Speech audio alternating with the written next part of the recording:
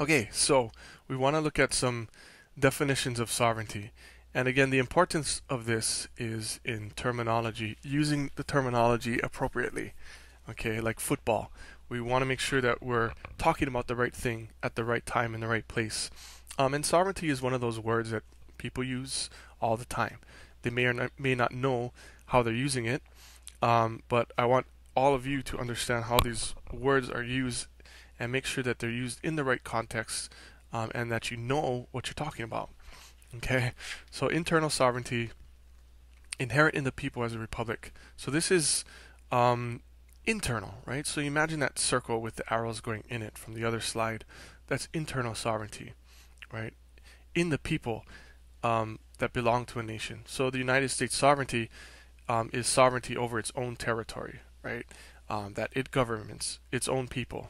Okay, and again, it's internal, so pretty self-explanatory. National, it's of a nation. External sovereignty is pretty much the opposite of that. It's international, between nations. Okay, it's a sovereignty that exists between circles. Okay, it consists in the independence of one political society in respect to all other political societies. Political societies are nations. Okay, so external sovereignty is that sovereignty. And if you think about nations as being equivalent to people, right, you have independence as your own person in respect to another person, right? And that influence is your own. Okay, achieved through explicit recognition. And this again is our last element of our 5 elements, achieved through explicit recognition. So this international sovereignty, right, family and nation sovereignty, is achieved through recognition. Okay. International sovereignty, to further this definition, which is the one we're going to be focusing on, external sovereignty. External sovereignty is also known as international sovereignty. Same thing, international sovereignty. International just makes it seem more international. Okay, and here's a kind of neat definition. So anytime you're looking for a legal definition, try and consult Black's Law Dictionary. It's the preeminent dictionary when it comes to legal terms. Supreme, absolute, and uncontrollable power by which an independent state is government. Okay, uncontrollable doesn't mean that from the person who has a sovereignty they can't control it. It means the opposite. It's uncontrollable by the fact that no one else outside of someone who owns that sovereignty can control it. Okay, sovereignty cannot be overthrown. Okay, government. Okay, a neat thing when we look at the relationship between government and a nation. This is kind of cool, and I don't think many people think like this, but it's kind of cool to actually look at this. So government, what's the relationship between a nation and its government? Machinery, agent, by which the sovereign power in a state expresses its will and exercises its function. As the agent that exercises the sovereignty, governments can be overthrown. Okay, so this is a very important point, that governments can be overthrown. So agent, think about that. It's called the principal and agent relationship. Think about agent as being you as an employee, okay, and the state or nation as your boss or the company, okay. So you're the agent that exercises its will, which means you do what you're told, right? Your boss tells you to do X, Y, and Z, and you as the employee have to do that because you're the agent. You represent that person and you have to do it. Okay? And everybody that works and has a job and gets paid gets compensated for that fact. They have a job description which says they have to do X, Y, and Z. Everybody, myself included. Okay? So that's a neat relationship. And that's what the government is. The government is the agent of a nation. Okay? It does what the nation tells it to. Okay? It's separate from sovereignty and not affected in the same ways. Okay? So the government and sovereignty are not the same. Okay? And if you look back at the second bullet point, governments can be overthrown. Right? And it's different from sovereignty because sovereignty cannot be overthrown. Okay? So make that clear. Sovereignty, again, if we go back to the other slide, sovereignty cannot be overthrown. It's part of its definition. Whereas governments can be overthrown. Okay, so let's explore this a little bit more. So here's external sovereignty. Okay, and it's a theory of sovereignty and governance.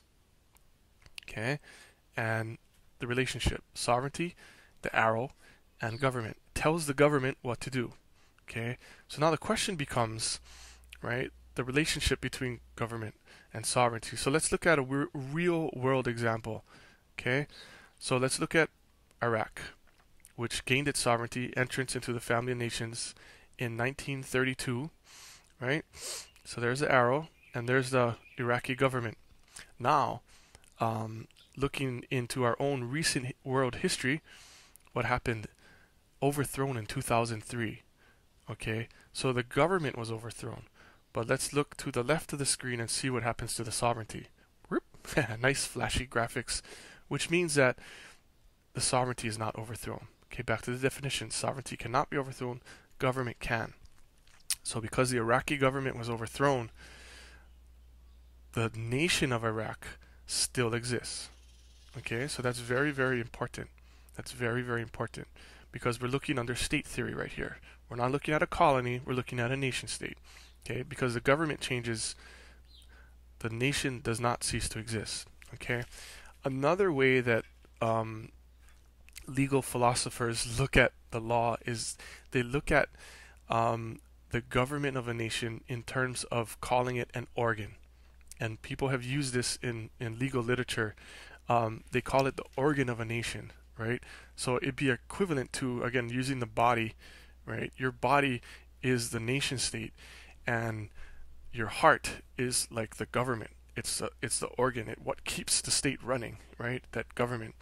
Well, because if I say I get a heart transplant, right? I remove my faulty heart and I replace it with a brand new heart from a very nice donor.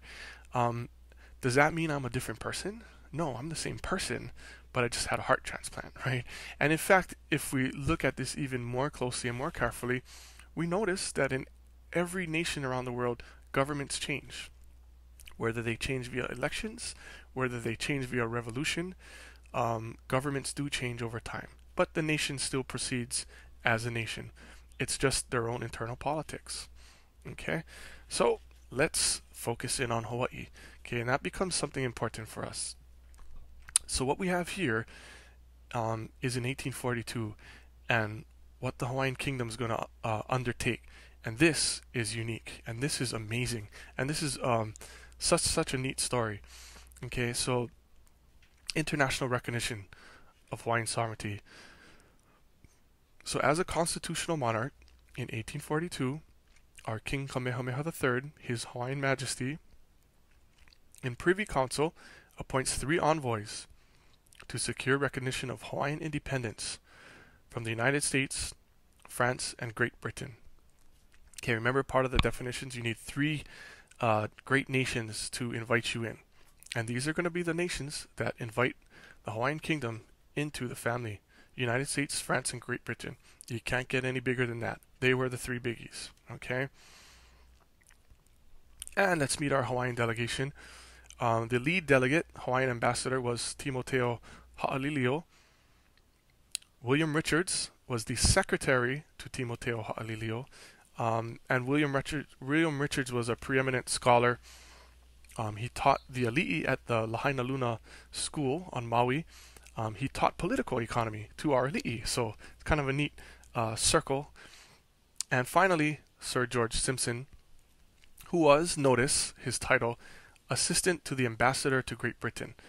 And he was a very, very, very, very useful ally because he already had the inroads to Great Britain, right? Because he was an assistant to the ambassador. So he was going to plead the Hawaiian Kingdom